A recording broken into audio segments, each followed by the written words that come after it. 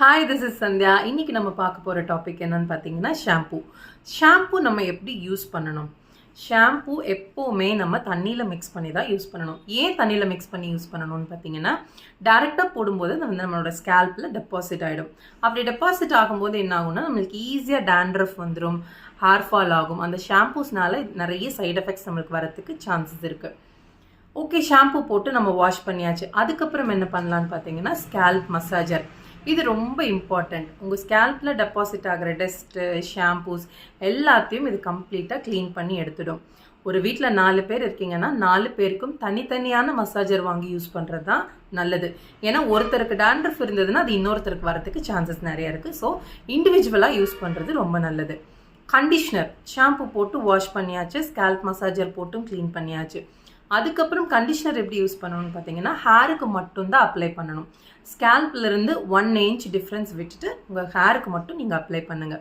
Apply பண்ணி 10 minutesல வந்து நீங்கள் வாஷ் பண்ணிடலாம். க்ளீனாக வாஷ் பண்ணணும்.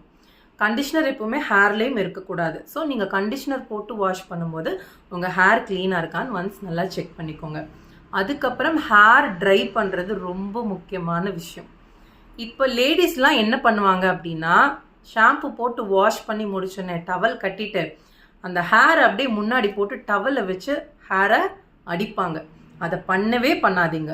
ஏன்னு கேட்டால், ஹேர் வெட்டாக இருக்கும்போது பிரேக் ஆகிறதுக்கு சான்சஸ் நிறைய இருக்குது.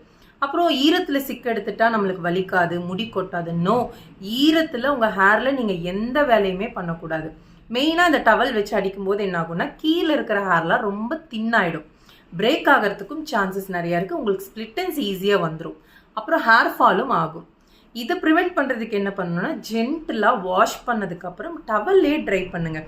இல்லை எனக்கு டவலில் சீக்கிரம் ட்ரை ஆகாதுன்னா தாராளமாக ட்ரையர் யூஸ் பண்ணலாம். மீடியம் ஹீட்டில் நீங்கள் தாராளமாக உங்கள் ஹேரை வெட் பண்ணலாம். ஸ்கேல்பில் பட வேண்டாம், ஹேருக்கு மட்டும் வர மாதிரி நீங்கள் போட்டுக்கோங்க. ஒரு 80% வந்து உங்கள் ஹேர் ட்ரை ஆனதுக்கப்புறம் சிரம்ஸ் யூஸ் பண்ணலாம். சிரம்ஸ் வந்து கொஞ்சம் வெட்டாக இருக்கும்போது யூஸ் பண்ணிங்கன்னா இன்னுமே உங்கள் ஹேருக்கு ரொம்ப சப்போர்ட்டிவாக இருக்கும். சிரம் யூஸ் பண்ணியாச்சு. அடுத்து வந்து நான் என்னோடய ஹேரை கோம் பண்ணணும். என்ன மாதிரியான கோம்ஸ் வந்து நம்ம யூஸ் பண்ணலாம்? கோம்ஸும் ஒரு முக்கியமான ரோல் ப்ளே பண்ணும் உங்களோட ஹேர் ஃபாலில்.